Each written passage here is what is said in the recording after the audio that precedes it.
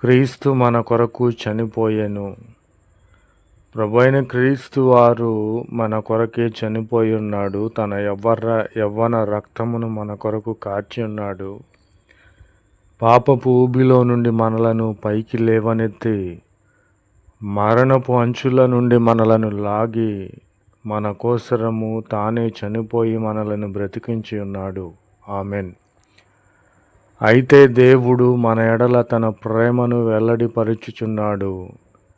ఎట్లనగా మనమింకా పాపులమై ఉండగానే మన పాప స్థితిని దూరపరుచుట కోసరము మనకు బదులుగా తానే మన కొరకు చనిపోయెను. ప్రభునామమునకు స్తోత్రములు కలుగునుగాక. ఏలయనగా మనమింకాను బలహీనులమై భక్తిహీనులమై ఉన్నాము.